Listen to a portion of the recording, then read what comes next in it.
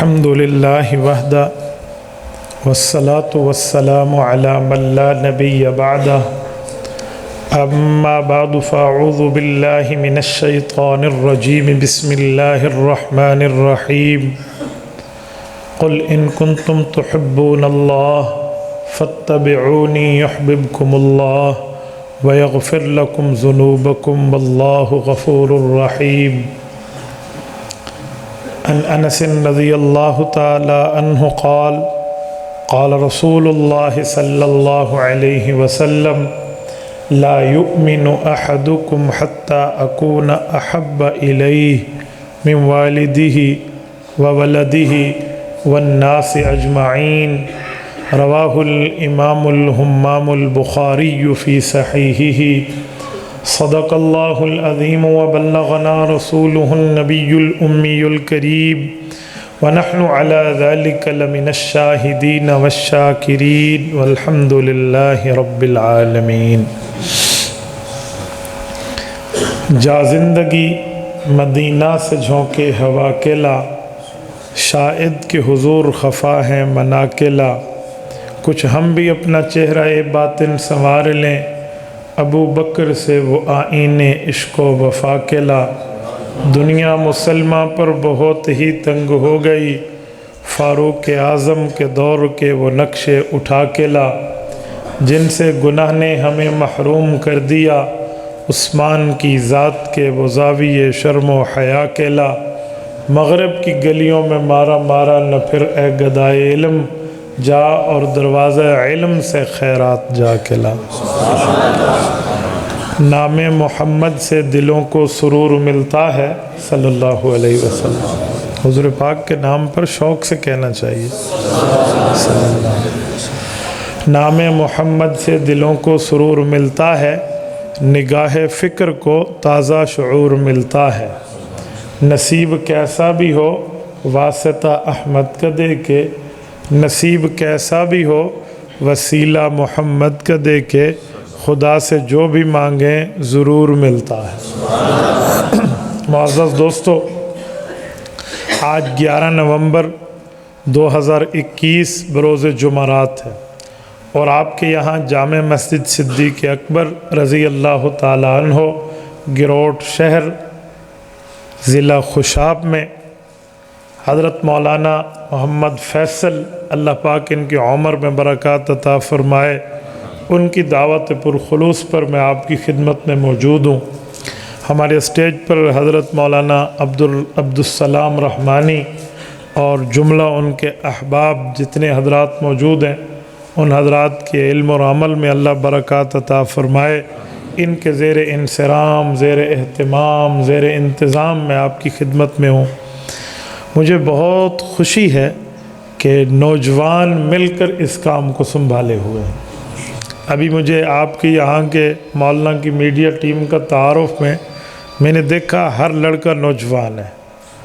جس قوم کا جوان بیدار ہو جائے نا، اس قوم کے مقاصد کے حصول میں کوئی سی بھی رکاوٹ ہو تو وہ ختم ہو جایا کرتی ہے۔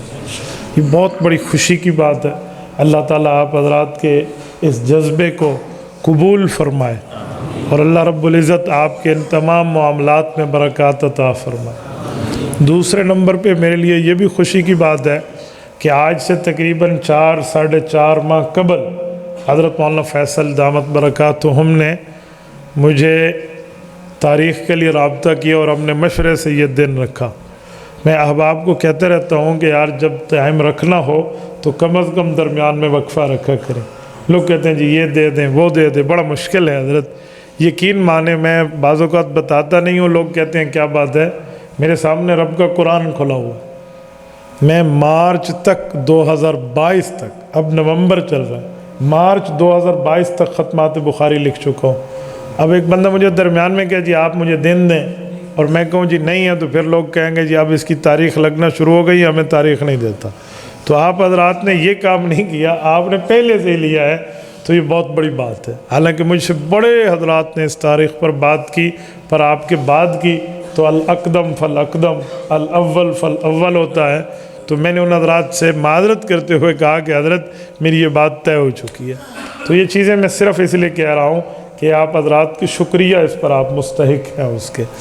نمبر 2، مجھے جو اسٹیج سے عنوان ملا ہے میں کوشش کروں گا اسی عنوان کے مطابق آپ کی خدمت میں بات کروں۔ مجھے اسٹیج پر 2-3 عنوانات ملے ہیں۔ مجھے احباب نے فرمایا کہ آپ نے محبت رسول پر بات کرنی ہے، عقیدہ ختم نبوت پر بات کرنی ہے، اور عقیدہ ختم نبوت کے محافظین پر بات کرنی ہے۔ میرے دوستو، ہم اہل سنت والجماعت احناف دیوبند ہیں۔ ہم اپنی مسجد میں اپنے مجمع کو اپنے جلسے میں اپنے عقیدے سمجھاتے ہیں۔ حضرت مولانا نے بہت اچھی بات فرمائی کہ ہمارا پروگرام کسی مسلک کے رد کے لیے نہیں ہے، کسی مذہب پر تنقید کے لیے نہیں ہے، کسی فرقے کو نیچا دکھانے کے لیے نہیں ہے۔ بھائی ہم اپنے لوگوں کو اپنے مذہب کے دلائل سمجھاتے رہتے ہیں۔ جب یہ بات ہو، نہ کوئی پرچہ ہے، نہ کوئی مسئلہ ہے، نہ کوئی ادھر نہ کوئی ادھر۔ آج سے تقریباً 7 سال قبل کی بات ہے، 12 اکتوبر 2014، ڈیرہ اسماعیل خان میں ایک بہت بڑا پارک ہے، حق نواز پارک۔ وہاں پر جلسہ تھا تحفظ ختم نبوت کے عنوان سے۔ متکلم اسلام مولانا محمد الیاس گمن دامت برکاتہم اس میں ہمارے آخری خطیب تھے، اسٹیج کی محفل تھے۔ حضرت مولانا کے بیان سے پہلے مجھے میرے ضلع کی ایجنسیز نے رابطہ کیا، میرے زیر انتظام تھا۔ مفتی صاحب کیا حال ہے، خیریت ہے؟ جی خیریت۔ آپ کا یہ پروگرام چل رہا ہے؟ میں نے کہا جی چل رہا ہے۔ کون بیان کر رہے؟ یہ۔ اس سے پہلے کس نے کیا؟ یہ۔ پھر کون کرے گا؟ یہ۔ چیف گیسٹ کون ہے؟ یہ۔ آخر میں انہوں نے مجھ سے پوچھا کہ جلسہ کس کے خلاف ہے؟ جیسے مولانا فرما رہے تھے نا، بڑی پتے کی بات فرمائی انہوں نے۔ میں نے کہا کسی کے خلاف نہیں ہے۔ وہ کہنے لگے ختم نبوت کا جلسہ ہے تو قادیانیوں کے خلاف تو ہوگا۔ اب میں آپ کو گفتگو کا طرز بتا رہا ہوں کہ بندہ اپنے موقف کو دلائل سے پیش کیسے کرے۔ ہم صحیح کام کے اوپر اپنے آپ کو خواہ مخواہ سے بدنام کرا بیٹھتے ہیں۔ جی نہیں۔ میں نے کہا بھائی قادیانیت تو آج سے آئی ہے، 100-150 سال کی پیداوار ہے۔ عقیدہ ختم نبوت تو 1400 سال سے ہے۔ ہمارے اکابر جب ختم نبوت بیان کرتے تھے تو کس کے خلاف کرتے تھے؟ کوئی قادیانی کے خلاف کرتے تھے؟ حضرت مولانا محمد قاسم نانوتوی رحمہ اللہ کی وفات تک مرزے نے تو نبوت کا دعویٰ ہی نہیں کیا تھا۔ مولانا محمد قاسم نانوتوی رحمہ اللہ نے آب حیات پہلے لکھی ہے، تحذیر الناس ختم نبوت پہ دلائل پہلے دیے ہیں، تو وہ کس نے آپ کو کہا قادیانیت کے خلاف ہے؟ تو کہنے لگا پھر کس کے خلاف ہے؟ میں نے کہا ہم مسلمان ہیں، ہمارا عقیدہ اور نظریہ ہے، حضور پاک کے بعد نیا نبی پیدا نہیں ہوگا، ہم اپنے دوستوں کو اپنے عقیدے کے دلائل سمجھا رہے ہیں۔ وہ دن یہ دن مجھے کبھی کسی ایجنسیز نے نہیں چھیڑا۔ اپنے موقف کو صحیح طرح پیش کریں۔ حضرت مولانا کی بات کو آپ بزدلی نہ سمجھیں کہ مولانا کو ریورس گیئر لگا رہے ہیں، ہم ڈرالنگ پوزیشن پہ آ رہے ہیں، جی ہم کسی کے پروپیگنڈے اور دباؤ سے ڈر گئے۔ نہ بابا، علماء دیوبند علماء احناف سے ہمارا تعلق ہے۔ ہمارے امام کا جنازہ جیل سے نکلا ہے، وہ کٹنا جانتا ہے، ڈٹنا جانتا ہے، پیچھے ہٹنا نہیں جانتا۔ یہ ذہن میں ہم اپنا موقف بیان کرتے ہیں، ہم کوئی بزدل نہیں ہے، ہم کوئی نیچے منہ کر کے بات نہیں رکھتے، اپنی عوام کو اپنے عقائد سمجھاتے ہیں، اپنے دلائل دیتے ہیں، اس پر اپنے مجمع کو ہم تیار کرتے ہیں۔ میں بڑے بڑے پروگرامز میں جا کے بات کرتا ہوں کہ ہم خلافت صدیق بیان کرتے ہیں تو کسی کو چھیڑنے کے لیے نہیں کرتے، ابو بکر کو ہم خلیفہ اول سمجھتے ہیں تو اس کے لیے بیان کرتے ہیں۔ ہم ختم نبوت بیان کرتے ہیں تو کسی پہ طنز کے لیے نہیں کرتے، ہمارا ایمان ہے، ہم بیان کرتے ہیں۔ اور پورے عقیدہ آیات النبی سے لے کر توسل تک کوئی عقیدہ ہم بیان کرتے ہیں تو کسی کو چھیڑنے کے لیے نہیں کرتے، ہم اپنے عقائد اپنی عوام کو دلائل سے سمجھانے کے لیے کرتے ہیں۔ تو یہ بات آپ ذہن میں رکھیں۔ اسی لیے آج کا جلسہ کہیں آپ میسج چلا دیں پتہ نہیں کس کے خلاف ہے، کس کے خلاف ہے، بابا کسی کے خلاف نہیں ہے، اپنے بندوں کو اپنا موقف سمجھانا ہے۔ آ گیا ذہن میں؟ ہاں، اب میں بات اسی لیے میں نے کلیئر کر دوں، کہیں آپ کہہ دیں پتہ نہیں ڈر گئے ہیں دیوبندی کیا کر رہے ہیں۔ ڈرنے کی بات نہیں ہے، اپنے عقیدے کو اپنی دلیل سے سمجھانا ہے۔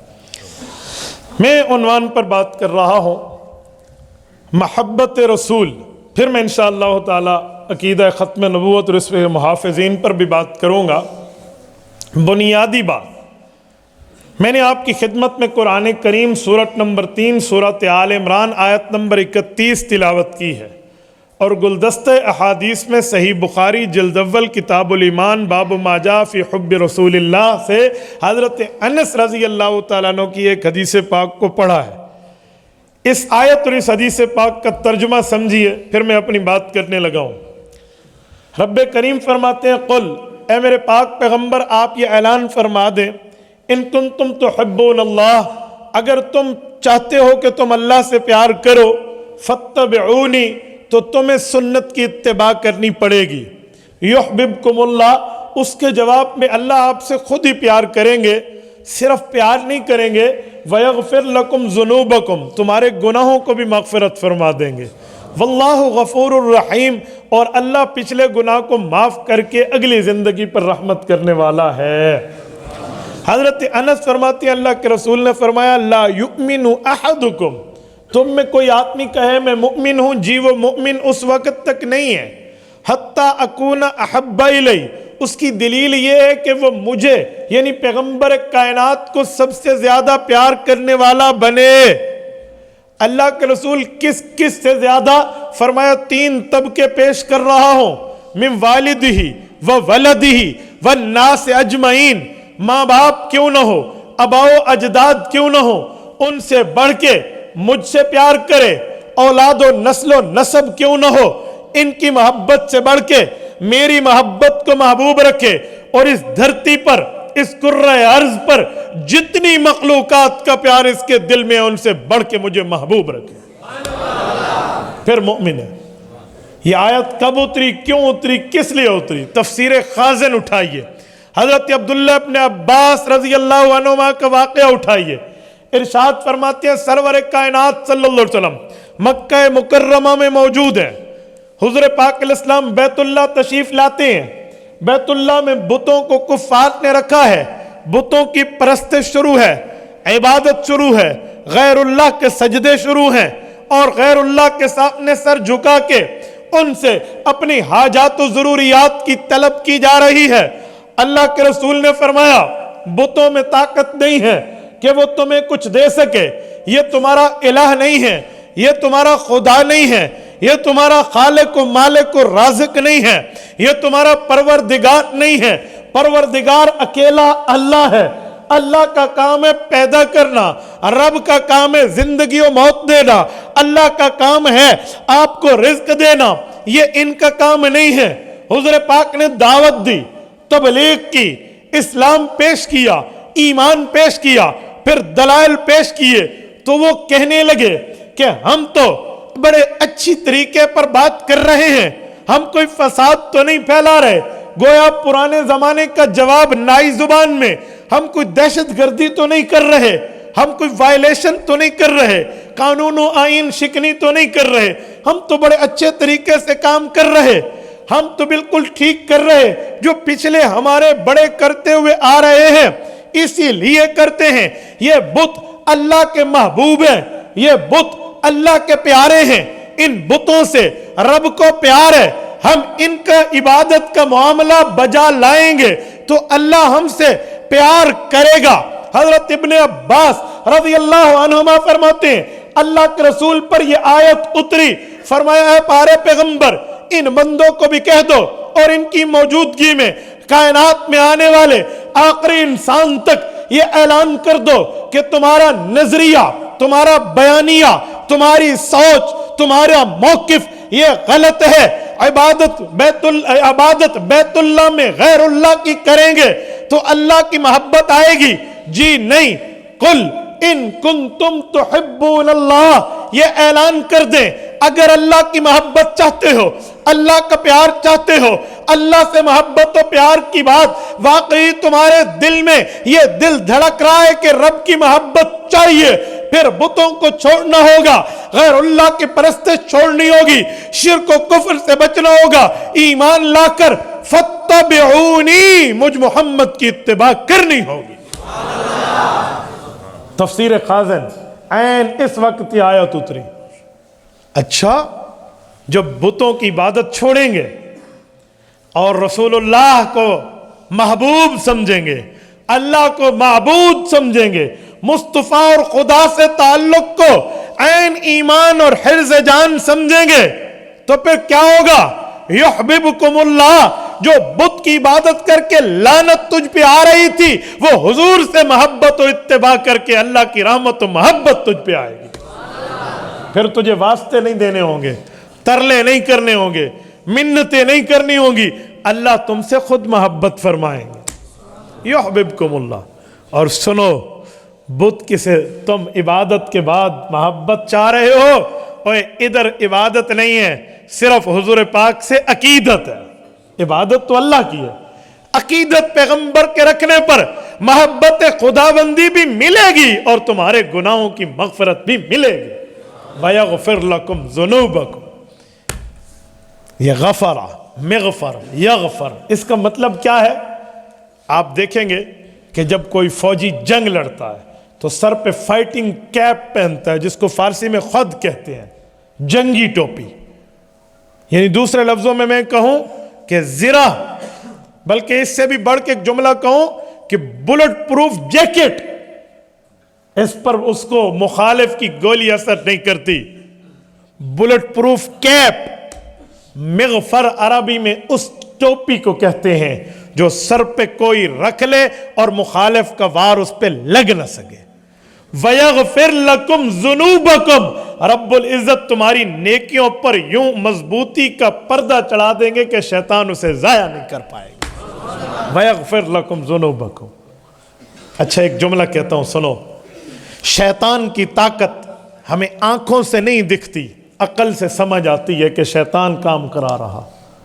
تو رحمان کی طاقت بھی ہمیں آنکھوں سے عام طور پہ نہیں دکھتی، ایمان سے سمجھ آتی ہے کہ اللہ رب العزت کی رحمت آ رہی۔ وَيَغْفِرْ لَكُمْ ذُنُوبَكُمْ میں اشارہ کیا، غیر مرئی قوت شیطان تم پہ حملہ آور ہوگا، غیر مرئی قوت رحمان کے حوالے کر دو۔ وَيَغْفِرْ لَكُمْ ذُنُوبَكُمْ۔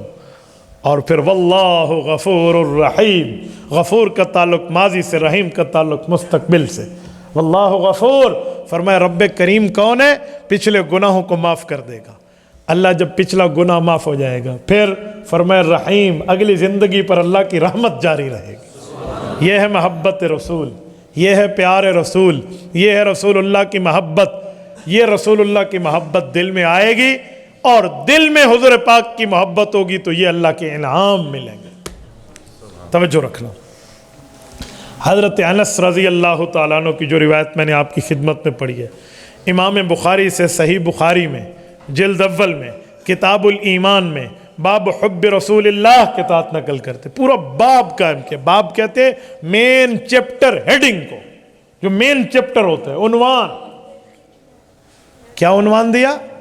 فرمایا حب رسول اللہ، اللہ کے رسول سے پیار کرنے کی ہیڈنگ، اس کے تحت طریقے، اس کے تحت وسیلے، اس کے ساتھ معاملات، اس کے ساتھ پورے تعلیمات پیش کیے جا رہے ہیں کہ محبت پیغمبر تمہارے دل میں موجن کیسے ہوگی، کیسے ہوگی۔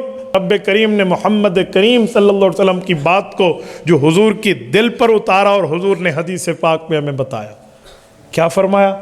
فرمایا، حضرت انس کہتے ہیں اللہ کے رسول نے فرمایا لا یؤمن احدکم، لا یؤمن، یہ نفی ہے لیکن نفی مضارع پر داخل ہے۔ عربی زبان میں ایک مضارع ہوتا ہے۔ مضارع کسے کہتے ہیں؟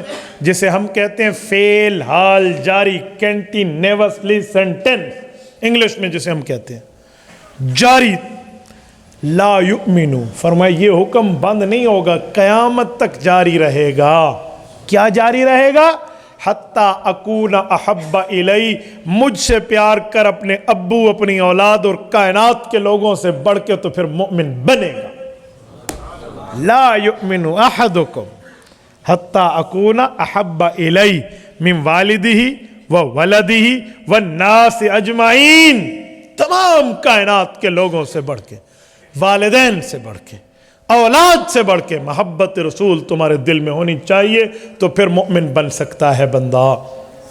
یہ حدیث پاک رسول اللہ صلی اللہ علیہ وسلم ارشاد فرما رہے تھے تو حضرت عمر رضی اللہ عنہ کہتے ہیں کہ میرے دل میں دو سوال آئے کہ رسول اللہ اولاد سے بڑھ کے اور ماں باپ سے بڑھ کے لوگ پیار کیسے رکھیں گے آپ کا دل میں؟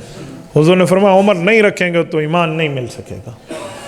حضور پاک علیہ السلام سے حضرت عمر اپنی تسلی اور تشفی کرا رہے ہیں کہ مسئلہ سمجھاؤں گا کیسے، عوام کو سناؤں گا کیسے، بتاؤں گا کیسے، انہیں اس بات پہ قائل کراؤں گا کیسے، سوال جواب چل رہا۔ تو حضرت عمر رضی اللہ تعالی عنہ سے حضور پاک علیہ السلام نے یوں سینے پر ہاتھ مار کے فرمایا تیرا کیا نظریہ ہے اپنے بارے میں؟ حضرت عمر کہتے ہیں کہ اللہ کے رسول کا ہاتھ میرے سینے پر لگنا تھا کہ میرے دل نے کہا اولاد کیا چیز ہے، ماں باپ کیا چیز ہے، کائنات کے لوگ کیا چیز ہیں، اصل تو محبت حضور کی ہے۔ یہ ہاتھ لگنے کے بعد اب دل بھی کہہ رہا ہے۔ تو کہتے ہیں میں نے فوراً عرض کیا کہ یا رسول اللہ میرا حال تو یہ ہے کہ ماں باپ تو قربان آپ کی ذات پہ، اولاد قربان آپ کی ذات پہ، دنیا کی تمام محبتیں ختم، سب سے بڑا پیار آپ سے ہے۔ حضور پاک نے پھر فرمایا الآن یا عمر، ہاں اب بات بنے گی، الآن یا عمر اب بنے گی۔ تو آپ اندازہ لگائیں یہ محبت ہے۔ اور پھر میں ایک جملہ کہتا ہوں، صرف محبت کا دعویٰ نہیں، محبت چاہیے۔ ایک ہوتا ہے دعویٰ محبت، مجھے بڑا پیار ہے، میں بڑا پیار کرتا ہوں حضور پاک سے، میں اصل میں عاشق رسول ہوں۔ یہ جو آج کل لوگ دعویٰ کرتے ہیں نا کہ میں ہی پیار کرتا ہوں، دوسرے کا تو پیار ہے ہی نہیں۔ کوئی کون کہتا ہے، کوئی کون کہتا ہے، کوئی کون، اپنے آپ کو بتانے کے لیے بھئی اس کا معیار ہے۔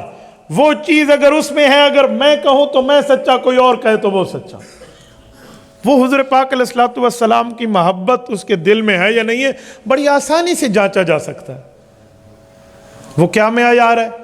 اگر اس کے دل میں محبت رسول ہے تو اطاعت رسول آئے گی۔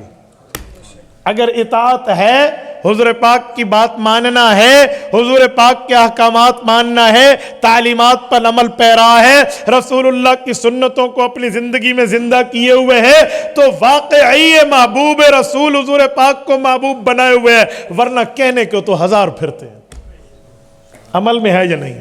میں مثال دیتا ہوں، بیٹا امریکہ میں رہتا ہے، 7 سمندر دور، والد چوک گروٹ میں، آپ کی گروٹ شہر میں رہتا ہے۔ والد بیمار ہوا، بیٹے کو پتہ چلا، بیٹے نے ٹکٹ کٹائی اور جہاز پہ بیٹھ کے پاکستان۔ ابو جی السلام علیکم۔ والد نے کہا وعلیکم السلام۔ بیٹا کیسے ہے؟ کہ ابو مجھے آپ کے چہرے سے پیار ہے، آپ کا چہرہ دیکھنے آیا، آپ سے مجھے بڑی محبت ہے، لاکھوں کی ٹکٹیں لگیں چاہے جو بھی ہوا، لیکن میں آپ کے پاس آ گیا۔ کہا جی ٹھیک۔ 1 دن خدمت کی، 1.5 دن خدمت کی، تو ابو نے کہا بیٹا میں تو ویسے بیمار ہوں، میں چاہتا ہوں تو فلاں جگہ چلا جا اور فلاں جگہ سے جا کر میرا یہ کام کر کے، آپ بہت ضروری کام ہے، پتہ نہیں زندگی ہو یا نہ ہو۔ اب بیٹے کو جواب کیا دینا چاہیے کہ جی ابو لبیک، میں حاضر، مجھے بتائیے، میں ابھی کر کے آتا ہوں، آپ کا حکم سر آنکھوں پہ۔ بیٹا جواب میں یہ نہیں کہتا، بیٹا کہتا ہے ابو مجھے آپ کی بات ماننے سے تھوڑا پیار ہے، مجھے تو آپ کا چہرہ دیکھنے سے پیار ہے، میں کیوں جاؤں کام پہ، میں تو آپ کا چہرہ دیکھتا رہوں گا، لاکھوں میں نے لگائے ہیں، ٹکٹ میں نے لی ہے، بورڈنگ کارڈ مجھے ایشو ہوا ہے، فلائٹ پکڑی ہے، وایا کراچی آیا ہوں اور اتنا معاملہ کر کے آیا ہوں۔ ابو میں تو آپ کے چہرے دیکھنے کو ترس جاؤں گا جس کے لیے آیا ہوں، تو مجھے ایمان سے بتائیے، دنیا کا کوئی اسٹوپٹ مین، کوئی بے وقوف، کوئی مجنون، کوئی پاگل یہ بات مان لے گا کہ ٹھیک کہہ رہا ہے؟ عقل مند تو دور رہے، پاگل بھی سے کہیں گے بابا تیرا یہ واسطہ نہیں ہے، اگر تجھے محبت ہوتی تو باپ کی بات مانتا۔ یہ تو عام بندہ بھی سمجھتا ہے، کوئی اندھا بھی سمجھے گا، چاہے جائے کہ عقل کا اندھا نہ سمجھے۔ تو پتہ چلا اگر اسے محبت ہے تو ابے کی بات مانے گا۔ اسے کہتے ہیں لو کان فی حبک صادقا لاطعتہ ان المحب لمن یحب مطیع، کہ اگر تو محبت کے دعوے میں سچا ہے تو اس کی بات مان، کیونکہ محب اپنے محبوب کی بات کو تسلیم کیا کرتا ہے۔ بابا اگر محبت رسول ہے تو اطاعت رسول لازم ہے، یہ نہیں ہو سکتا کہ سورج چڑھا ہوا ہو اور رات ہو جائے۔ اذا طلعت الشمس فالنہار موجود، سورج چڑھے گا تو دن ہونے کی دلیل ہے، سورج غروب ہوگا رات آنے کی دلیل ہے۔ اگر محبت رسول کا دعویٰ ہے تو اطاعت ہے، اطاعت نہیں ہے تو پھر محبت بھی نہیں ہے۔ ذالکم قولکم بافواہکم، یہ صرف منہ کی باتیں رہ جائیں گی۔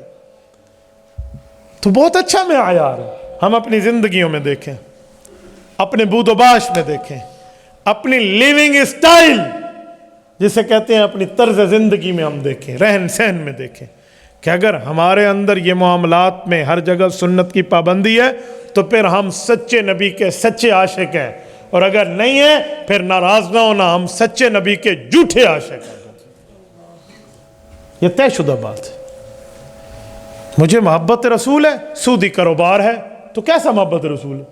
مجھے محبت رسول ہے، رسول اللہ صلی اللہ علیہ وسلم کے طریقہ کار سے مجھے نفرت ہے.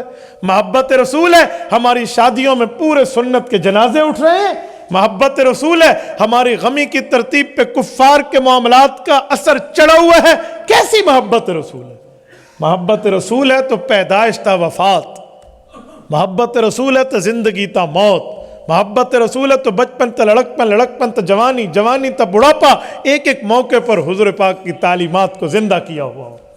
یہ ہے محبت رسول. ورنہ شادی بیاہ میں ساری محبتیں بھول جاتی ہیں. ایک شادی میں مجھے جانا ہوا اور میں نے یہ طے کیا ہوا، میرے سامنے رب کا قرآن ہے، اللہ مجھے اس پہ عمل کی توفیق عطا فرمائے. میں آج تک اس شادی میں نہیں جاتا جہاں ڈول باجے ہوتے ہیں. تم نے ہمارے ساتھ یاری ختم کرنی ہے، کل کی آج کر لو. میں نہیں جاتا.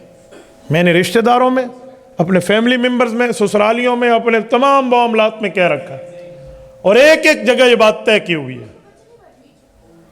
بیٹا اٹھو، ادھر آ جاؤ. آپ چھیڑو گے کیمرے کو، ادھر آ جاؤ، ادھر آ جاؤ. میں اوپر بٹھاتا ہوں، میں ناراض نہیں ہوں. شاباش، ادھر آ جاؤ. جزاک اللہ، اللہ آپ کو خوش رکھے. کسی اور آنا ہے تو وہی دسو.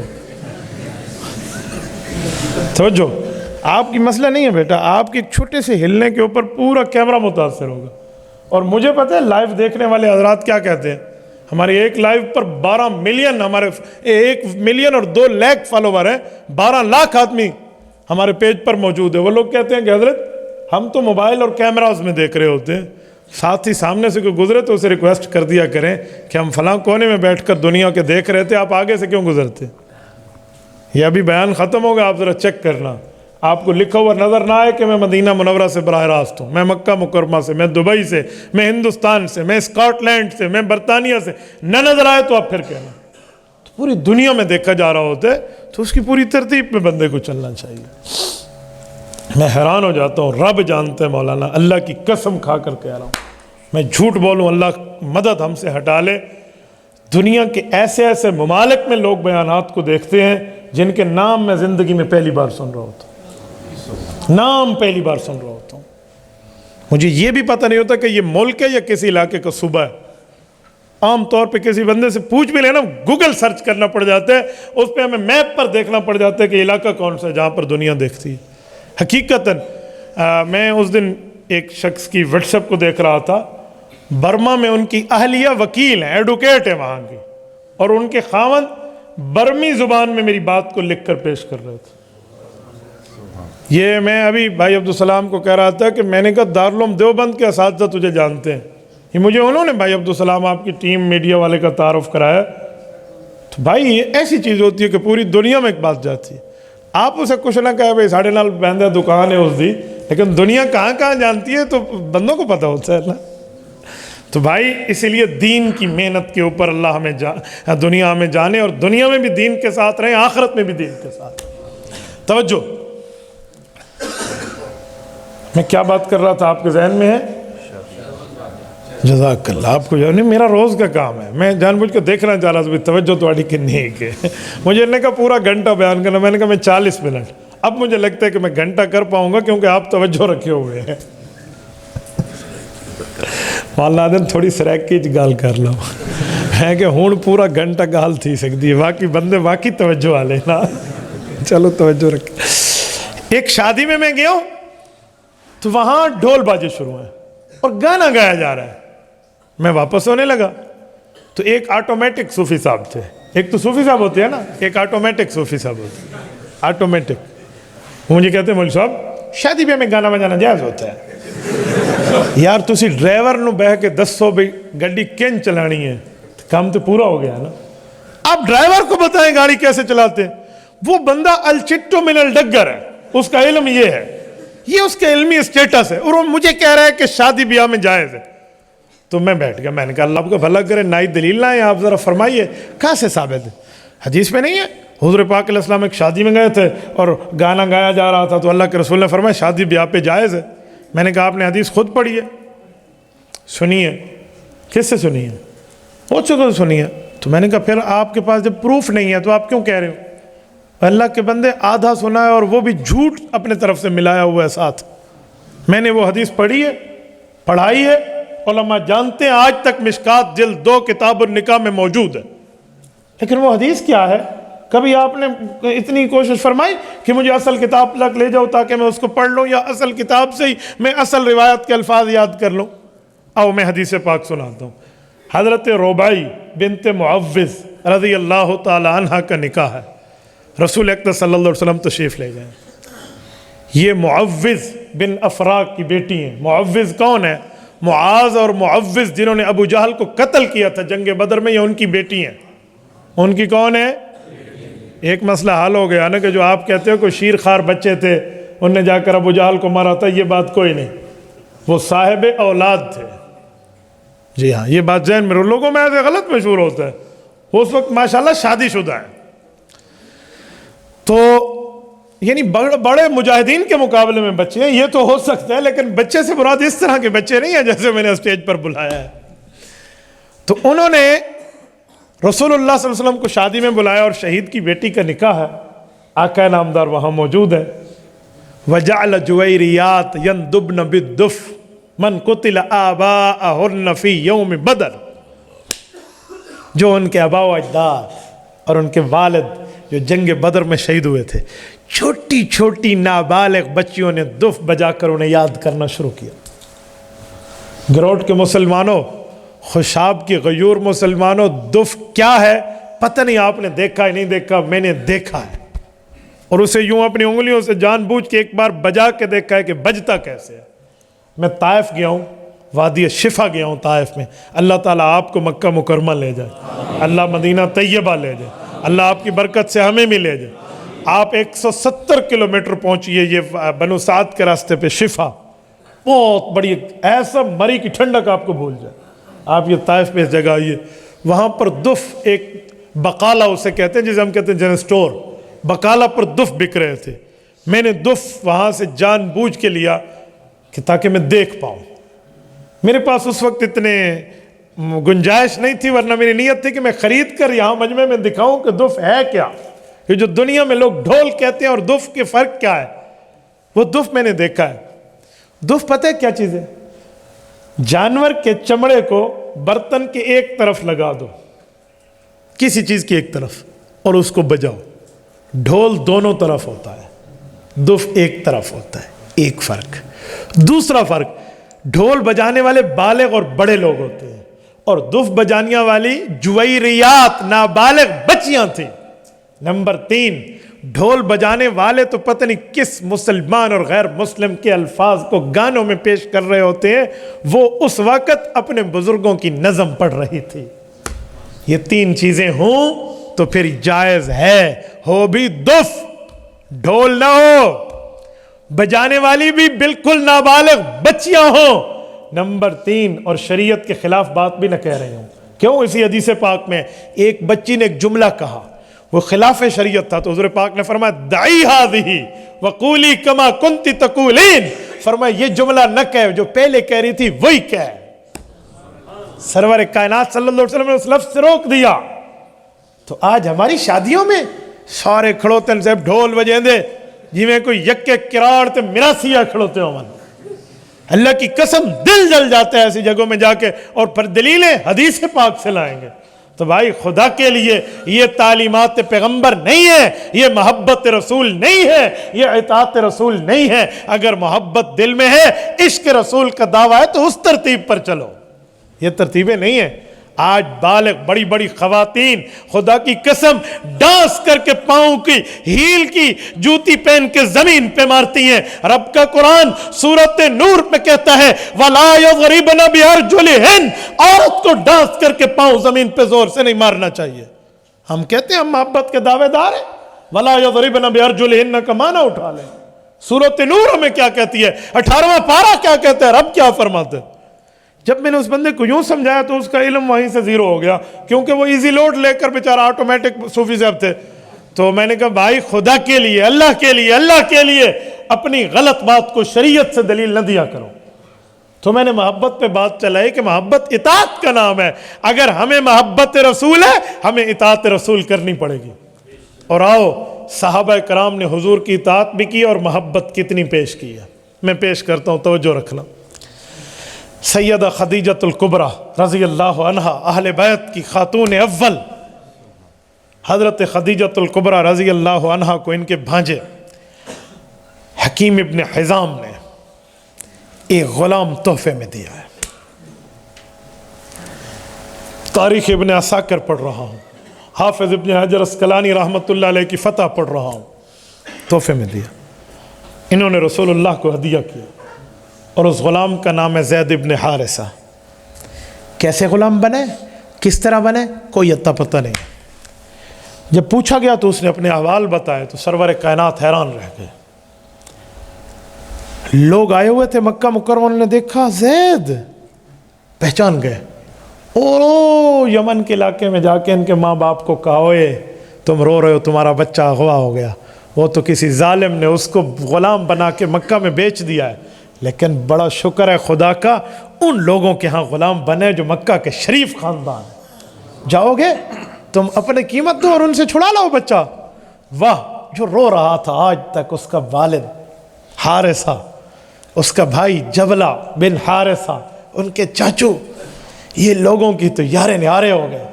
سفر کیا اور پہنچ گئے، اپنے ساتھ اپنی نقود کے، اپنے سامان کی جو جتنے پیسے لا سکتے تھے لائے۔ آ کر ملاقات ہوئی، رسول پاک علیہ الصلوۃ والسلام کو اپنا مدعا بتایا کہ ہم یوں آئے ہیں، میں ابا ہوں، یہ چاچو ہے، یہ بھائی ہے، ہمارا بچہ آپ کے پاس قید ہے، آپ ہمارے ساتھ بھیجئے، منہ مانگی قیمت آپ کو دیں گے۔ اس کی ماں بہت یاد کرتی ہے، اس کے علاقے والے اسے بہت یاد کرتے ہیں، اور یوں زاروں قطار رو رہے ہیں۔ رسالت امام علیہ السلام نے فرمایا میں زید کو بلاتا ہوں، آپ اس سے مل لیں، اگر واقعی آپ کے ساتھ جانا چاہے گا تو بغیر قیمت کے لے جانا، اور نہیں جانا چاہے گا تو میں سختی نہیں کروں گا۔ باپ اور چاچے نے ایک دوسرے کی آنکھوں میں آنکھیں دیکھی، کب باپ چاچو بھتیجا اور بیٹے کا ہم سے تعلق، ہمارے ساتھ نہیں جائے گا، آپ بلائیے۔ اللہ کے رسول نے حضرت زید کو بلایا، وہ آئے اور ملے۔ زید جانتے ہو؟ جی ہاں یہ میرے ابا ہیں۔ جانتے ہو؟ جی میرے چاچو ہیں۔ گلے ملے، روئے، انہوں نے کہا زید تیرا بچپن وہ جس علاقے میں گزرا، تیری ماں فلاں فلاں، ایک ایک چیز۔ یار بندہ کہاں سے کہاں بھی چلا جائے نا، جس مٹی میں بچپن میں کھیلا ہو وہ نہیں بھولتے، وہ آنگن نہیں بھولتا، وہ صحن نہیں بھولتا، وہ حویلی نہیں بھولتی جہاں بندے کے بچپن گزرے ہو۔ حضرت زید نے سب کچھ سن کے کہا جی ٹھیک ہے جانتا ہوں۔ کہا زید چلو۔ حضرت زید نے اللہ کے رسول کو دیکھ کر عرض کیا، یا رسول اللہ واللہ لا اختار علیک احد، میں آپ کی غلامی پر ساری آزادیاں قربان کرتا ہوں، جاتا ہوں تو مل کر آ جاؤں، اجازت اتنی ہو مثال ہے، یہ لفظ تو نہیں ہے، میں دوسرے لفظوں میں سمجھا رہا ہوں، ہمیشہ کے لیے نہیں آپ کی خدمت میں رہوں گا۔ حضور پاک علیہ الصلوۃ والسلام کے سامنے باپ اور چاچو ہکا بکا رہ گئے۔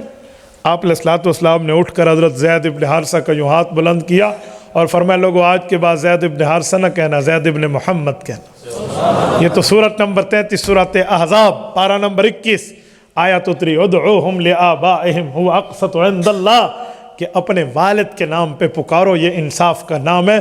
لے پالک جو گود کا بچہ اٹھایا ہوا ہوگا وہ دوسرے کے والد کے نام پہ نہیں، اپنے ابو کے نام پہ پکارا جائے گا۔ تب حضور نے فرمایا اسے زید ابن حارثہ کہو، ورنہ تو زید ابن محمد مشہور ہو گئے تھے۔ یہ ہے محبت، دیکھو یہ ہے محبت رسول۔ اس سے بھی بڑھ کے ایک بات کرتا ہوں، سنیے، یہ بھی حافظ ابن حجر اسقلانی نے فتح میں لکھا ہے 7ویں جلد میں، صحیح بخاری جلد نمبر 2 کتاب المغازی کا واقعہ ہے۔ حضرت خبیب ابن عدی رضی اللہ عنہ کو جب مکہ مکرمہ کے کافروں نے پکڑ کے پھانسی کے پھندے تک لے جائے گئے تھے تو انہیں لوہے کی کنگھیوں سے کنگھی کی تھی۔ رجال حول النبی میں حضرت سعید ابن عامر جمحی رضی اللہ عنہ فرماتے ہیں لوہے کی کنگھیوں سے کنگھی کی تو ان کا گوشت یہاں سے کٹ کے نیچے آ جاتا اور یہ اس کو درخت پہ اس کے سامنے لٹکا دیتے، اور خون ان کے جسم سے تر بتر اور بہہ رہا ہے خون۔ اور ادھر آ کر ایک غیر مسلم نے حضرت خبیب ابن عدی کو یہ جملہ کہا، خبیب چھوڑیے، ایک بات بتاؤ، تحب ان محمد مکانک صلی اللہ علیہ وسلم، تو اتنا جملہ کہہ دے کہ آج میرا یہ حالت ہو رہی ہے میرے نبی کی وجہ سے ہو رہی ہے، بس وہ آج میری جگہ ہوتا، یہ جملہ کہہ دے۔ بپھرے ہوئے شیر کی طرح آنکھیں کھول کے حضرت خبیب نے فرمایا واللہ ما احب انی فی اہلی و ولدی وان رسول اللہ صلی اللہ علیہ وسلم یشوک شوکتا واللہ و محمدا۔ کہو اے لوگوں مجھے اپنے پیارے پیغمبر سے پیار کی بات نہیں تم سمجھتے، خدا کی قسم مجھے یہ قبول نہیں ہے میں گھر میں آرام سے رہوں حضور کے پاؤں میں کوئی کانٹا چبھے۔ یہ ہے محبت رسول، اسے پیار کہتے ہیں۔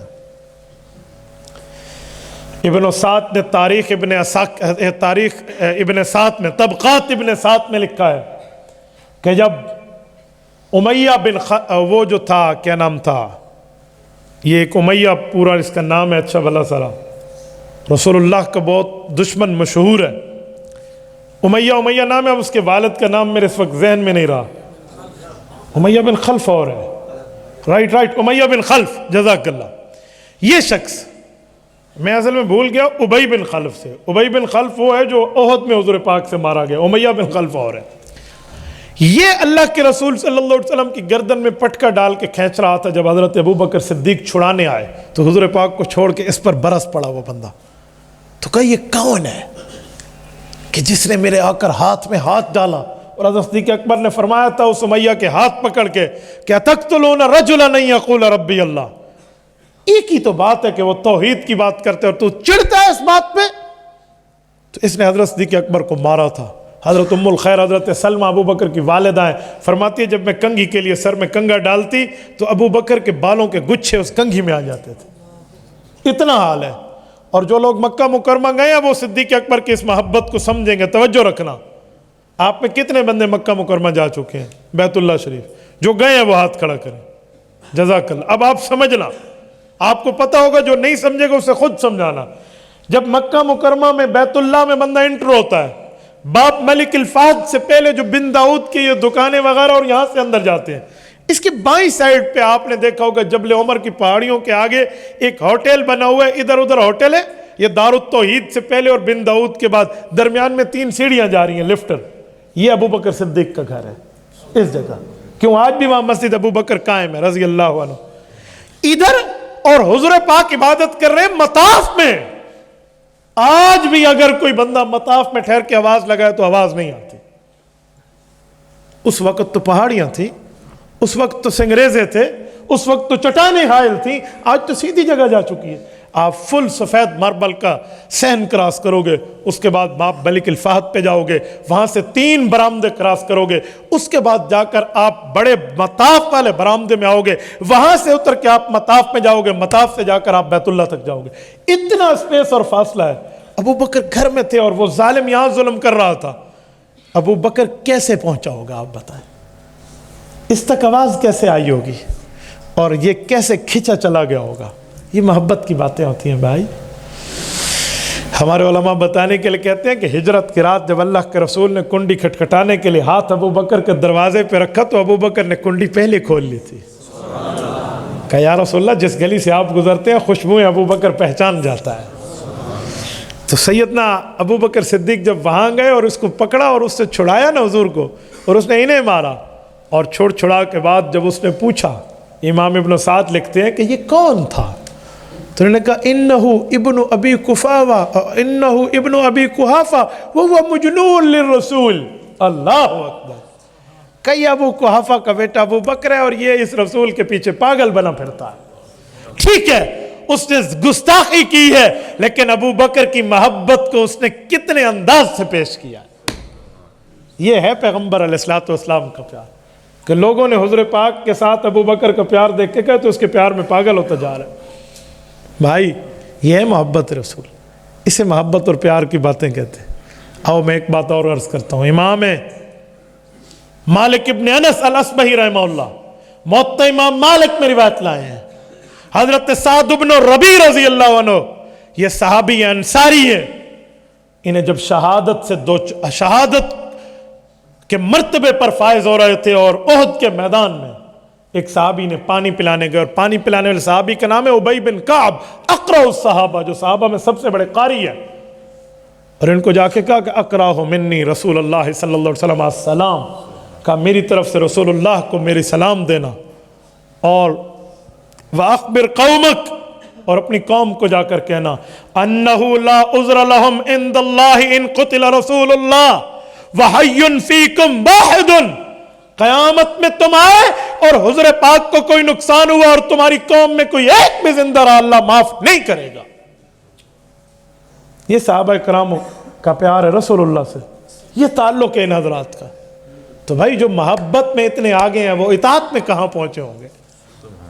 یہ جو سورت نمبر 4 سورت نساء، ساری سورت نمبر 3 سورت آل عمران آیت نمبر 110 ہے، کنتم خیر امت اخرجت للناس تأمرون بالمعروف وتنہون عن المنکر وتؤمنون باللہ۔ یہ جو آیت اتر رہی ہے، تم بہترین امت ہو، کنتم خیر امت، خیر مضاف امت مضاف الیہ، تم بہترین امت ہو، یعنی آپ اور ہم امت ہے، صحابہ اور آل بیت بہترین امت ہے۔ ان کی محبت پر بتایا جا رہا ہے کنتم خیر امت، تم خیر امت نہیں، امت کے بہترینوں میں بہترین ہو۔ کنتم میں تو بات آ گئی، خیر امت ان کا کیا مطلب؟ تم اچھی امت ہو، یہ ترجمہ لفظی نہیں محاورہ بن سکتا ہے۔ آپ اس کا لفظ تم بہترین امت ہو، یعنی امت رہے گی، صحابہ اور آل بیت بہترین امت رہیں گے۔ کنتم خیر امت اخرجت للناس، یہ صحابہ کرام کی محبت، مودت، پیار، تعلق، یگانگت، قربانی، جذبہ، ایثار پر صحابہ کرام کو اللہ کی طرف سے میڈل ملا ہے۔ تو بھائی اسے محبت کہتے ہیں۔ اس طرح چلے، یہ محبتوں کی بات ہوگی تو بات بنے گی، اور اس محبتوں کی بات نہیں ہوگی تو پھر جی نہیں، پھر کوئی معاملہ۔ ہاں فمن زحزح عن النار وادخل الجنت فقد فاز، کامیابی آخرت کی چاہیے تو اپنے آپ کو رسول اللہ کے قدموں پر نثار کرنا ہوگا۔ حضرت عکرمہ رضی اللہ عنہ ابو جہل کے بیٹے ہیں، صحابی بنے ہیں، جب شہید ہوئے تھے نا یرموک کی جنگ میں تو پیغام بھیجا تھا حضرت خالد ابن ولید کو کہ حضرت امیر المؤمنین عمر کو کہہ دینا، عمر ایمان لانے میں پہل تو نے کی تھی، جنت جانے میں پہل ہم نے کر لی۔ بھائی ان لوگوں نے تو اپنی جانیں کھپا دی تھی، ان لوگوں نے تو قربانیوں میں اپنی اولادوں تک کو پیش کر لیا تھا۔ میرے دوستو یہ وہ لوگ ہیں جو آپ کے اور میرے لیے معیار حق و صداقت، معیار ایمان ہے۔ اگر ہم محبت پیغمبر رکھنا چاہتے ہیں تو ان جیسی محبت لائیے۔ ایک ولی اللہ کے بارے میں نے پڑھا کہ انہیں ایک شوق پیدا ہوا کہ کاش میں صحابی رسول ہوتا، حضور پاک کے دور میں اٹھایا جاتا، رسول اللہ کے مدینے میں ہوتا، حضور کی خدمت کر کے اپنی زندگی قربان کرتا۔ اس کو اللہ کی طرف سے تنبیہ ہوئی کہ یہ خیال تیرا ٹھیک نہیں ہے، تم میں وہ صلاحیت و اہمیت نہیں ہے جو حضور پاک علیہ السلام کے صحابہ میں رب نے چن کر دی تھی۔ کیوں؟ ان اللہ اختارنی واختار علی اصحابی، مستدرک حاکم میں امام حاکم نیشیہ پوری رحمہ اللہ المتوفہ 405 ہجری حدیث لائیں حضرت عویمر بن سعیدۃ الانصاری رضی اللہ عنہ کی کہ اللہ نے پہلے دن سے چن لیا ہے نبی کسے بنانا ہے اور حضور کا صحابی کسے بنانا ہے۔ یہ تو دل میں کیا خیال رہا؟ تو تنبیہ کیسے ہوئی؟ رات کو خواب دیکھا کہ رسول پاک علیہ السلام ایک سواری پہ سوار ہے اور سواری اوپر چڑھ رہی ہے، اور وہ کہتے ہیں میں بھی حضور پاک علیہ السلام کی اس سواری کے ساتھ ساتھ ہوں۔ حضور پاک کے ساتھ 2-4 صحابہ حضرات بھی ہیں بطور محافظ، کہ اوپر اس سواری میں کچھ اچانک کوئی پتہ نہیں خرابی آئی یا کیا ہوا کہ وہ سواری پیچھے نیچے اترنا شروع ہوئی۔ اب ہمیں یہ خوف لاحق ہوا کہ سواری نیچے آ کر کہیں گرے اور اللہ کے رسول کو تکلیف نہ ہو جائے، تو اس سواری کے روکنے کا کوئی بندوبست کرے۔ تو کہتے ہیں سب سے پہلے میں دوڑ کے گیا اور ایک پتھر ڈھونڈ کے لایا جو اس سواری کے پہیے کے نیچے لگاؤں، تاکہ چڑھائی سے نیچے آتے ہوئے اترائی میں یہ کوئی نقصان نہ ہو جائے۔ تو کہتے ہیں جب میں پتھر اٹھا کر لایا تو میں ہکا بکا رہ گیا کہ سواری رکی ہوئی تھی۔ شروع میں نے سوچا رسول پاک علیہ الصلوۃ والسلام پر اللہ کی رحمت ایسی، اچھا سواری رک گئی۔ کہتے جب میں قریب آیا تو رحمت تو تھی لیکن میرے ہوش کے ناخن اس وقت مجھے آئے۔ صحابی جو حضور پاک کے ساتھ بطور محافظ بیٹھے تھے وہ سواری سے نیچے اترے اور خود کو پہیے کے نیچے رکھ لی، یعنی میری جان بچے یا نہ بچے حضور پاک علیہ السلام بچ جائے۔ اللہ کے رسول نیچے اترے اور صحابی اٹھ کر آ گئے۔ کہتے ہیں میرے ہاتھ پہ پتھر راہ رہ گیا اور مجھے اٹھ کر یہ تنبیہ ہوئی کہ اللہ میں پتہ نہیں کیا کہہ بیٹھا۔ بھائی یہ وہ لوگ تھے، ان کی محبتوں پہ ہم عمل تو کر سکتے ہیں، ان تک پہنچنے کا تو ہم سوچ ہی نہیں سکتے۔ تو میرے دوستو کل ان کنتم تحبون اللہ، یہی ہے کہ ہمیں اللہ کی محبت چاہیے تو اطاعت پیغمبر کریں گے، اطاعت پیغمبر ہوگی، محبت مصطفیٰ ہوگی تو پھر دنیا بھی کامیاب ہے، آخرت بھی کامیاب۔ اور میں اپنا اس پر ایک میسج مزید بھی عرض کرتا ہوں کہ محبت رسول پر ہمارے اکابرین نے، ہمارے بزرگوں نے، ہمارے بڑوں نے، علماء حق، علماء دیوبند نے اپنی جانوں کو، اپنے مالوں کو، اپنی طاقت کو، اپنی صلاحیت و اہمیت اللہ کی طرف سے دی ہوئی کو حضور پاک علیہ الصلوۃ والسلام کی ذات کی حفاظت، حضور پاک کی ختم نبوت کی حفاظت، رسول اللہ کی سنت کی حفاظت، رسول اللہ کے دین کی حفاظت پہ لگایا ہے۔ خدا کی قسم آج بھی ان کی قبور پہ رحمتیں برستی اور دنیا میں ان کا ڈنکا گونجتا ہے۔ ابھی حضرات علماء دیوبند کی بات کر رہے تھے، میں ایک جھلکی اس پر دیتا ہوں۔ قرآن کریم کہتا ہے وَلَا يُمَكِّنَنَّ لَهُمْ دِينَهُمُ الَّذِي ارْتَضَىٰ لَهُمْ وَلَا يُبَدِّلَنَّهُمْ مِن بَعْدِ خَوْفِهِمْ أَمْنًا، کہ میں نے خلفائے راشدین کو حکومت دینی ہے، اس لیے خلافت راشدہ موعودہ فی القرآن ہے، اور یہ حضرت ابو بکر، حضرت عمر، حضرت عثمان، حضرت علی المرتضیٰ رضی اللہ عنہم کی خلافت کا ثبوت اللہ کے قرآن سے ہے۔ ان حضرات نے دین کو چمکایا، اس آیت کے تحت ان کے دور میں امن، ان کے دور میں پیار، ان کے دور میں دین کی مضبوطی تھی، تو اللہ نے علماء دیوبند کو ان کی اولادوں سے پورے دارالعلوم دیوبند کو چمکوایا ہے۔ یہ مذاق نہیں ہے، آپ اگر سوانح حیات اٹھا لیجئے نا اور کھول لیجئے، حضرت مولانا محمد قاسم نانوتوی رحمہ اللہ، دارالعلوم دیوبند کے بانی، خشت اول رکھنے والے، حضرت مولانا محمد احمد نانوتوی رحمہ اللہ، حضرت مولانا الیاس دہلوی رحمہ اللہ بانی تبلیغ جماعت، اور مولانا قاری محمد طیب قاسمی رحمہ اللہ حضرت ابو بکر صدیق کی اولاد ہے۔ یہ ایسے مذاق نہیں ہے۔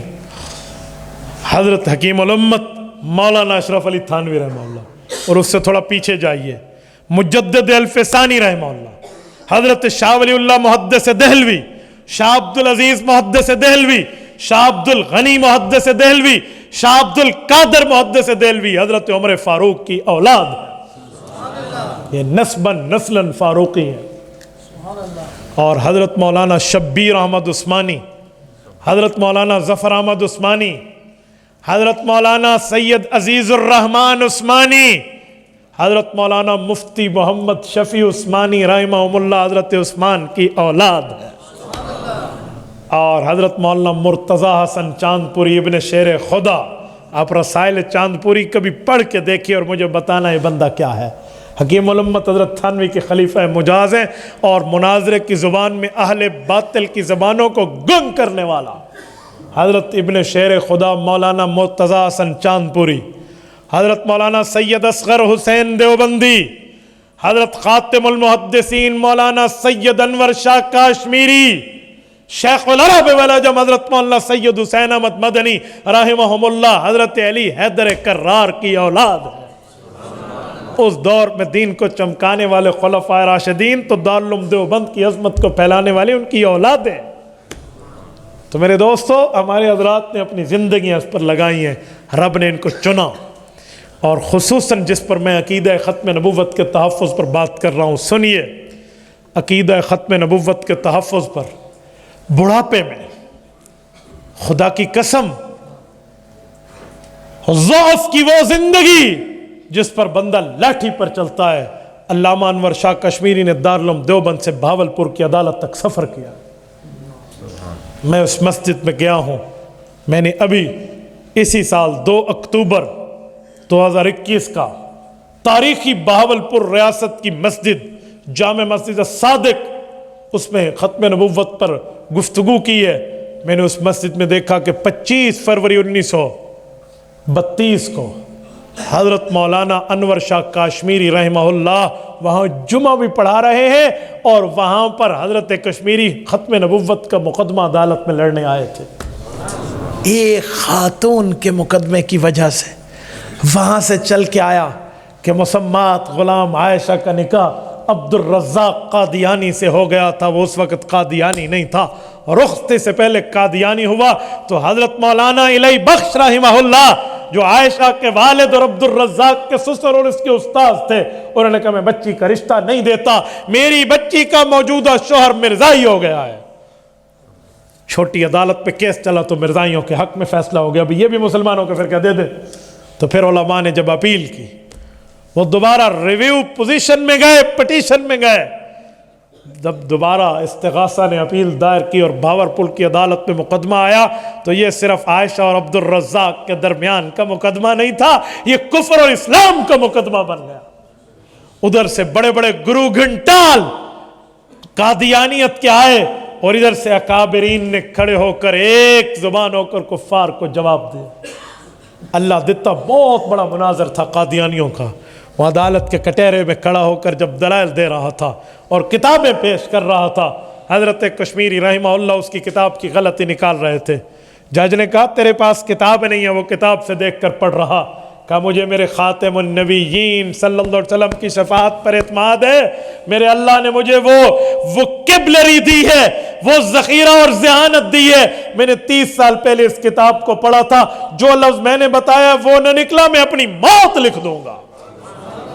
جھوٹ بول رہا ہے قادیانی، کھولیے کتاب، اور حضرت کشمیری رحمہ اللہ کے وہ لفظ پروف ہوئے اور وہی نکلے۔ یوں دلائل پہ پھر جب 1934 پر مقدمے کا فیصلہ آیا، خوشاب کے مسلمانوں ہمیشہ ہمیشہ کے لیے اسلام جیت گیا اور کفر ہار گیا۔ حضرت کشمیری نے نواب محمد صادق رحمہ اللہ کو وصیت کی تھی، میں آپ کی دعوت پر چل کے آیا ہوں، میں بیمار ہوں، مجھے نہیں پتا فیصلہ کیا آئے گا، مجھے نہیں پتا، لیکن مجھے یقین یہ ہے کہ واقعی حضور پاک کی ختم نبوت کے تحفظ پر آئے گا، میرے ساتھ وعدہ کرو، میں واپس جا رہا ہوں، میرا کام پورا ہو گیا، اگر میں اس دھرتی پر رہا تو فیصلہ خود پڑھوں گا، اور اگر میں فوت ہو جاؤں تو میری قبر پہ آ کے یہ فیصلہ سنانا۔ مولانا نواب محمد صادق رحمہ اللہ وہ فیصلے کی کاپی لے کر حضرت کشمیری کی قبر پہ وصیت کے مطابق سنا کر آئے تھے۔ میرے دوستو، عقیدہ ختم نبوت پہ ہمارے اکابرین نے کہاں کہاں تک محنت ہی نہیں کی۔ تاجدار ختم نبوت زندہ باد، تاجدار ختم نبوت زندہ باد۔ اور یہ بات ذہن میں رکھیں کہ عقیدہ ختم نبوت کے تحفظ پر حضرت نے کیسا گولڈن چین فرمایا تھا کہ لوگوں، عقیدہ ختم نبوت کا تحفظ اگر ہم نہ کر سکیں تو پھر ہم سے گلی کا کتا بہتر ہے۔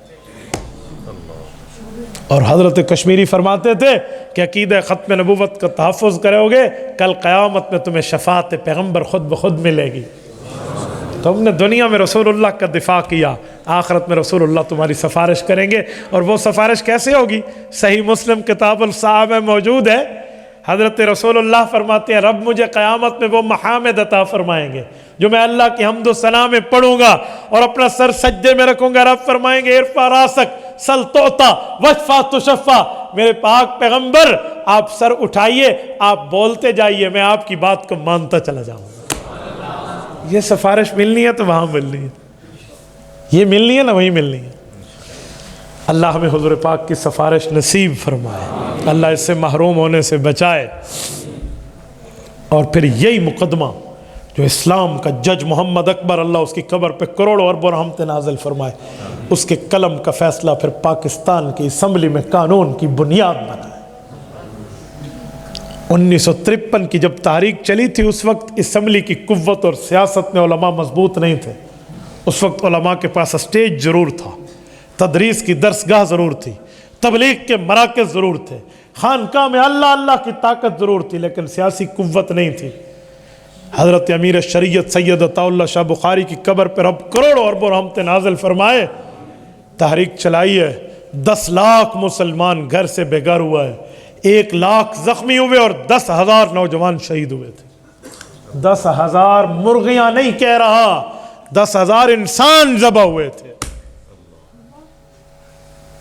اور ایک تحریک چل پڑی، لیکن اسمبلی میں مسئلہ زیر بحث نہ آ سکا کہ اس وقت علماء کے پاس سیاسی قوت نہیں تھی۔ اس لیے میں کہتا ہوں مسجد کی قوت واقعی قوت ہے، مصلی ممبر کی طاقت اپنی جگہ طاقتیں ہیں، مدرسہ و خانقاہ کی طاقت ہے، لیکن مسلمانوں تم یہ بھول کیوں جاتے ہو کہ اسمبلی کی قوت بھی بہت بڑی قوت ہے۔ آج مولوی اسمبلی کی سیاست کی بات کرے تو لوگ کہتے ہیں اس کو اسلام نہیں، اسلام آباد کی فکر ہے۔ اور سادے مسلمان، اگر مفتی محمود رحمہ اللہ بھی یہی سوچتے تو آج قادیانی دن دناتا پھر رہا ہوتا۔ جی ہاں، اس وقت جن لوگوں نے ڈیرہ اسماعیل خان میں حضرت مولانا مفتی محمود رحمہ اللہ کو کامیاب کر کے بھیجا، شاید ان میں آج کوئی اکا دکا زندہ ہو، لیکن ان کی قبروں پر رسول اللہ کے واسطے سے رحمتیں برستی ہیں، جنہوں نے ختم نبوت کے تحفظ کر کے قادیانیت کی تابوت میں آخری کیل ٹھونک دیا تھا۔ آج اس ملک میں، اس دھرتی پر، اس مملکت خداداد میں کوئی قادیانی اپنے کفر کو اسلام کے نام پہ پیش نہیں کر سکتا۔ آج قادیانی روتے ہیں جی ہمیں اذان کی اجازت نہیں ہے، میں کہتا ہوں جی آؤ رسول اللہ کی غلامی اپنے گلے میں ڈال لو، تم ہمارے بھائی ہو، تمہیں اذان کی بھی اجازت ہے، کلمے کی بھی اجازت ہے، لیکن حضور پاک کی وفاداری تبدیل کر کے غدار مصطفیٰ بن کے آؤ گے، کوئی اجازت نہیں ہوگی۔ یہ بات کھلی کھلی ہے، یہ ہماری اسمبلی نے قانون مانا ہے۔ کیوں؟ یہ علماء کی اسمبلی کی طاقت، سیاسی قوت کے بل بوتے پر مانا ہے۔ میرے دوستو، اپنے ذہن کو صاف رکھو، اگر مصلی حضور کی وراثت ہے اور یقیناً ہے، منبر حضور کی وراثت ہے اور یقیناً ہے، تدریس تبلیغ خانقاہ میں اللہ اللہ تصوف کا طریقہ حضور کی وراثت ہے اور یقیناً ہے، تو اسلامی سیاست بھی حضور کی وراثت ہے اور یقیناً ہے۔ صحیح بخاری جلد نمبر 2 کتاب الانبیاء، حضرت ابو ہریرہ راوی ہیں، صحیح حدیث ہے، رضی اللہ عنہ فرماتے ہیں میرے پاک پیغمبر نے فرمایا کانت بنو اسرائیل تسوسهم الانبیاء کلما ہلک نبی خلفہ آخر وانہ لا نبی بعدی فسیکونوا بعدی خلفاء فیکثرون۔ کہے لوگو، انبیاء آتے تھے، نبوت بھی چلاتے، سیاستدان بھی ہوتے تھے، میں آخری نبی ہوں، یعنی انبیاء کا آخری نبی اور آخری انبیاء میں سیاستدان ہوں۔ میرے بعد نبی اور سیاستدان نبی بن کے نہیں آئیں گے، میرے خلفاء آئیں گے اور کثرت سے آئیں گے، یعنی عالم نبی کا سیاست میں بھی وارث ہے۔ یہ تو کھلی کھلی بات ہے۔ اور حضرت مولانا مفتی محمود رحمہ اللہ جب قومی اسمبلی کے ممبر تھے، اور جسے آج ہم چناب نگر کہتے ہیں، اس وقت سے قادیانیوں کی طرف سے نام دیا گیا تھا ربوہ۔ اس ربوہ کے اسٹیشن پر قادیانی گماشتوں نے نشتر میڈیکل کالج ملتان کے لڑکوں پر حملہ کیا اور کئی کو شہید کیا، زخمی کیا، اور پھر تحریک اٹھی اور مسلمان رسول اللہ کی ختم نبوت کا پھریلا رے کر اٹھے۔ اور سنیے، باہر اسمبلی کے مولانا محدث جلیل سید یوسف بن نوری قیادت کر رہے تھے رحمہ اللہ، اور اسمبلی کے اندر مسلمانوں کی قیادت مفکر اسلام مولانا مفتی محمود رحمہ اللہ کر رہے تھے۔ اور اس وقت کی حکومت کو یہ بات ماننی پڑی کہ اسمبلی میں اس مسئلے کو زیر بحث لایا جائے۔ جب زیر بحث لایا گیا، قادیانیوں کے اس وقت 2 بڑے فرقے تھے، لاہوری اور قادیانی، ان دونوں کو بلایا گیا اور یہ آئے۔ 13 دن موقع ملا، آؤ اپنی صفائی پیش کرو، آؤ کفر کو اسلام کے نام پر پیش کرنے والوں اپنے کفر کو اسلام کے نام پر پیش کرو۔ اللہ کی قسم، کوئی بکرے کے نام پہ کتے کا گوشت بیچے یہ کم مجرم ہے، قادیانی اپنے کفر کو اسلام کے نام پہ بیچتے جو سب بڑا مجرم ہے۔ گدھے کے گوشت کو گائے کے نام پر بیچنا جرم ہے، لیکن اتنا نہیں ہے جتنا ختم نبوت کے انکار کو اسلام کے طور پہ پیش کرنا ہے۔ علماء میں تمام مسالک موجود تھے، دیوبندی، بریلوی، اہل حدیث سب تھے، قیادت حضرت مفتی محمود رحمہ اللہ کے پاس ہے، سب نے اتفاق سے انہیں بڑا بنایا، انہوں نے حوالہ جات پیش کیے۔ ادھر سے مرزا ناصر، مرزا بشیر الدین محمود مرزا قادیانی کے بیٹے کا بیٹا، مرزا قادیانی کا پوتا، یہ پیش کر رہا تھا اپنے کفر کو اسلام کے نام پر۔ حضرت مفتی صاحب فرماتے ہیں کہ شروع میں تو میں بہت پریشان ہوا کہ جب وہ بے ایمان آیا نا، اس کے ماتھے پر کلمہ طیبہ کی پٹی لگی ہوئی تھی، اس کا حمائل شریف یہاں لٹکا ہوا تھا، سفید جبے اور دستار اور کبے میں آیا اور حضور پاک کے نام پہ یوں صلی اللہ علیہ وسلم پہ سر جھکاتا آیا۔ مفتی محمود رحمہ اللہ فرماتے تھے کہ میں اپنے کولیگز کو، اپنے اسمبلی کے دوستوں کو دیکھتا تھا کہ ان کے دل میں دین کا درد ضرور ہے، لیکن دین کا علم نہیں ہے، یہ اس کی سازش کو کیسے پہچانیں گے؟ یہ تو بظاہر کہیں گے مفتی محمود یہ تو تم سے اچھا لباس پہن کے آیا ہوا ہے، اس کے پاس تو تم سے اچھی جو ہے نا کیا کہتے ہیں یوں صلاحیت ہے. اللہ میں کیا کروں, ہمارے اکابر کے راتوں کا رونا کام آیا, اللہ کے سامنے مصلی تہجد پر گڑ گڑانا کام آیا, دعائیں ندائیں التجائیں کام آئی. اور پھر جب بحث ہوئی اسمبلی میں, حضرت مفتی محمود رحمۃ اللہ علیہ اور حضرت مولانا قائد تحریک مولانا غلام غوث ہزاروی رحمہ اللہ, حضرت ہزاروی نے پیش کیا محضر نامہ. پتہ ہے محضر نامہ کیا تھا؟ الف با تا ثا جی, پوری الفابیٹ الف سے یا تک ایک ایک لفظ سے مرزے کی کتابوں سے مرزے کی دی ہوئی گالیاں نکال کے جمع کر دی, اور کہا ان النبی لا فحاشا ولا لعانا, کہ نبی فحش گو تو نہیں ہوتا, نبی یوں لعنتیں کرنے والا گالیاں دینے والا تو نہیں ہوتا. آؤ مرزے نے الف سے اتنے دیے ہیں, با سے اتنے دیے ہیں, تا پوری لائن پیش کر دی, اور کہا ان میں اگر ایک حوالہ جھوٹا ہو ہم اپنی موت لکھ دیں گے. اب مرزائیوں کے منہ بند ہے, اور نہیں جی ایسے ہے جی ویسے ہے. تو مفتی محمود رحمہ اللہ نے ایک حوالہ پیش کیا کہ مرزائیوں یہ کتاب سنو, تمہاری کتاب ہے, نہ ہو جو سزا گولی وہ کر دینا, لیکن آؤ یہ حوالہ سنو. اور اس حوالے سے پہلے کہ اسمبلی کے لوگوں تم سے پوچھتا ہوں, تمہاری ماں نے تمہیں حلال جنا ہے کہ حرام جنا ہے؟ لوگوں کی آنکھیں کھل کے بھی کیا کہنا چاہ رہے ہیں کہ بتاؤ تم حلال زادے ہو یا نہیں ہو؟ کہ جی ہاں ہمیں اپنی ماں کی دیانت پر اعتماد ہے, اعتبار ہے, ہم حلال زادے ہیں. کہاؤ مرزے نے لکھا ہے کہ ہر وہ بندہ جو میرا کلمہ نہیں پڑھے گا وہ حرام زادہ ہے, الا ذریۃ البغایا, وہ کسی بدکار عورت کی اولاد ہے. یہ مرزے نے لکھا ہے. اب تو سارے کانوں کو ہاتھ لگا رہے, اب تو اسمبلی کے لوگوں کے ہاتھوں کے طوطے اڑ گئے کہ بات ہے کیا. پھر مرزا کی عبارات لائی کہ اس بے ایمان نے اہل بیت کی گستاخی کر کے اپنی بیویوں کو اہل بیت کہا, اس بے ایمان نے صحابہ کی گستاخی کر کے اپنے ساتھیوں کو خلفائے راشدین اور عشرہ مبشرہ کہا. ایک ایک کو پیش کیا. 13 دن تک, کوئی 13 گھنٹے کی بات بھی نہیں ہے. مسلمانوں, خوشاب کے دوستو, 7 ستمبر 1974 کا وہ تاریخی دن تھا جب کفر ہار گیا, اسلام جیت گیا. بڑے بے آبرو ہو کر تیرے کوچے سے ہم نکلے, یہ بن کر مرزا کی نسل اسلام آباد سے چلی اور آج انگریز کی گود میں انگلینڈ میں بیٹھ کے پناہ لیا, پہنچی وہیں پہ خاک جہاں کا خمیر تھا. آج وہاں بیٹھے ہیں جن کے پروردہ ہیں, کیونکہ نبی کو تو اللہ بھیجتا ہے نا, انہیں تو انگریزوں نے بھیجا تھا اس لیے وہاں پہنچ گئے. اور آج قادیانیوں کی سازش, آؤ میں تمہیں سازش پیش کرتا ہوں. کرکٹ ورلڈ کپ دیکھنے والوں, میری بھی دعائیں ہیں اپنے ملک کے ساتھ, اللہ ان کو جتوائے. میں بھی چاہتا ہوں, ہمیں بھی خوشی ہے, اپنے ملک کی محبت ہے, لیکن ایک بات کرتا ہوں, اتنے منہمک نہ ہو جاؤ اس میں کہ تمہیں مذہب کے معاملات سے بالکل فرصت اور بات نہ بن سکے. کل ہمارے ٹیم کے ایک اہم ممبر, پاکستانی کرکٹ ٹیم کے اہم ممبر محمد رضوان نے اپنے کوچ کو, جو آسٹریلین کوچ ہے اور وہ ہماری ٹیم کی عبادات سے اور ان کی دین کے لگاؤ اور محبت سے بڑا متاثر ہے, اس کو انہوں نے قرآن کریم پیش کیا, اور قرآن کریم وہ پیش کیا جو انگلش ترجمہ ہے, انگلش ترجمے کے ساتھ قرآن کریم پیش کیا ہے اس کو, اور کہا یہ پڑھو, یہ اللہ کی کتاب ہے, یعنی اسلام کی دعوت پیش کی. محمد رضوان اپنے کوچ کو یہ پیش کر رہا ہے. سنو, قرآن کریم تو اس نے پیش کر دیا اور صحیح انگلش ترجمے کے ساتھ.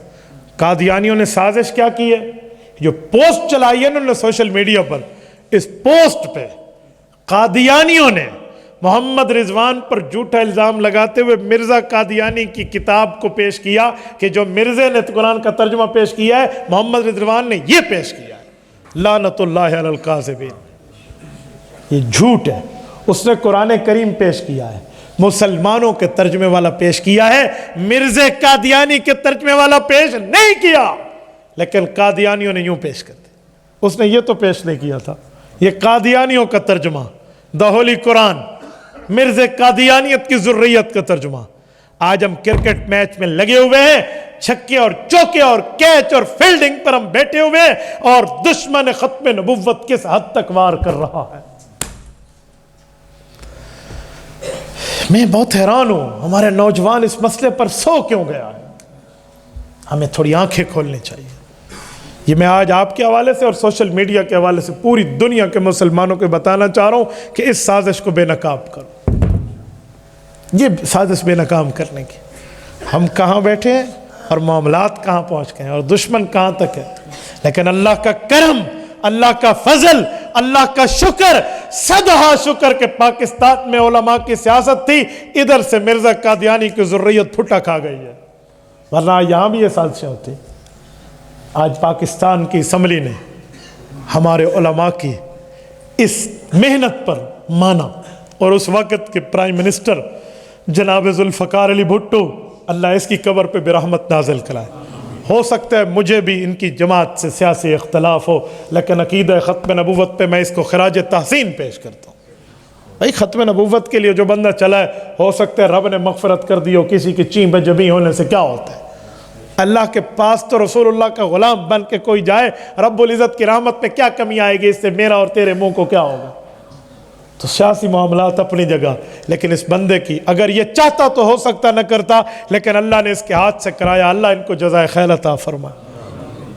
تو اس وقت کی حکومت نے لکھ کے دیا. اور میں مزے کی بات کروں، اس وقت ایک وزیر صاحب تھے، جب قانون لکھنے کی باری آ رہی تھی نا، تو حضرت مفتی صاحب رحمہ اللہ فرماتے ہیں کہ وہ یہ چاہ رہے تھے کہ مرزا قادیانی کا نام آئین میں نہ لکھا جائے، سائیڈ پہ لکھ دے. کہتے میں نے اسے کہا پوری اسمبلی نے مانا، حکومت مان گئی، اپوزیشن اور حکومت اس مسئلے پر ایک پیج پر ہے، تو اس کو قانون میں لکھ لا کہ مرزا کے ماننے والے یوں بے ایمان. تو وہ مفتی صاحب کو دلیل دے رہا ہے کہ مفتی صاحب مرزا قادیانی کا نام پلیت ہے، کیوں آئین کو پلیت کرتے ہو؟ بس یہ لکھیں گے یہ قادیانی سے. آگے بھی مفتی محمود تھے نا. لوگ مفتی محمود کو صرف سیاستدان سمجھتے ہیں. حضرت مولانا احمد علی لاہوری رحمہ اللہ جب اس دنیا سے تشریف لے گئے تو پھر دورہ تفسیر کے لیے شیراں والے گیٹ پر جو گیا اور 10 دن میں پورے قرآن کی تفسیر پڑھا کے آیا، وہ مولانا مفتی محمود تھا. 12 جلدوں میں فتاوی مفتی محمود میں مفتی محمود کی فقاہت جھلکتی ہے. اور میرے دوستو، زاد المنتہی شرح جامع ترمذی میں حضرت مولانا مفتی محمود کی پوری حدیث پاک ترمذی کی شرح پوری تفسیر موجود ہے. کیا مولانا مفتی محمود کو آپ سمجھتے ہو؟ مولانا فاروق قریشی نے کراچی سے تذکار محمود لکھ دیے. آپ تذکار محمود کو پڑھو اور حضرت مولانا مفتی محمود رحمۃ اللہ علیہ کی علوم سے آپ واقف ہو تو آپ کو سمجھ آئے کہ بندہ ہے کون. تو حضرت مفتی محمود رحمہ اللہ نے اس وزیر سے کہا کہ اس کے نام آنے سے آئین پلیت ہو جائے گا. انہوں نے کہا حضرت پلیت ہو جائے گا. حضرت نے فرمایا قرآن کریم کے بارے تیرا کیا خیال ہے؟ انہوں نے کہا جی پاک کتاب ہے. کہا اس میں شیطان کا نام ہے، قارون کا ہے، حامان کا ہے، فرعون کا ہے؟ کہا جی ہے.